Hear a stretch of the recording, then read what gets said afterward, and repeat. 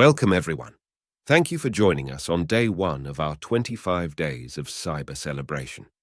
The goal of this series is to bring bite-sized pieces of cybersecurity awareness to the average consumer and small business owner.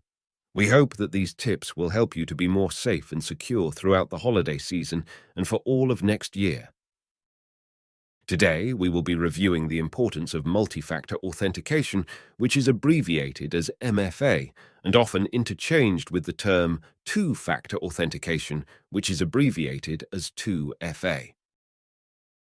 Multi-factor authentication is the process by which you use two forms of authentication in order to validate your identity. Most experts agree that there are three major forms of authentication.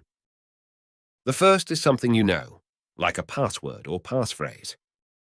The second is something you have, like your phone or computer. The third is something you are, which you can prove with your face and fingerprints, for example. The overall goal of MFA is to prevent unauthorized access to your sensitive applications.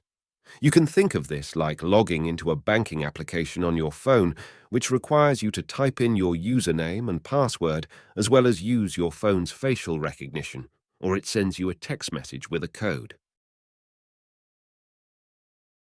A common misconception about MFA is that it can be burdensome to use every time you need to access an important application. While adding this extra step onto your daily routine seems cumbersome, it can easily be mitigated for small business with compensating controls such as trusted devices, trusted networks, or implementing single sign-on, which I will talk about more in a future video.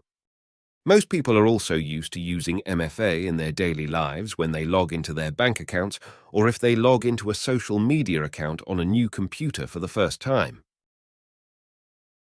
A well-known social media website has a data breach in which hundreds of thousands of emails and passwords were accessed by hackers and leaked on the dark web. Another group of hackers buys the emails and passwords on the dark web.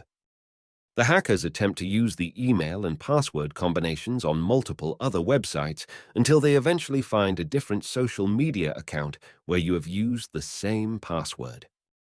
If you have MFA enabled, the hackers would then be required to enter a text code or scan their facial recognition, which of course would not match yours. This stops the attack in its place and preserves your account from being accessed. Thank you for joining us. Don't forget to like, subscribe, and ring the bell to get notified when new videos are uploaded.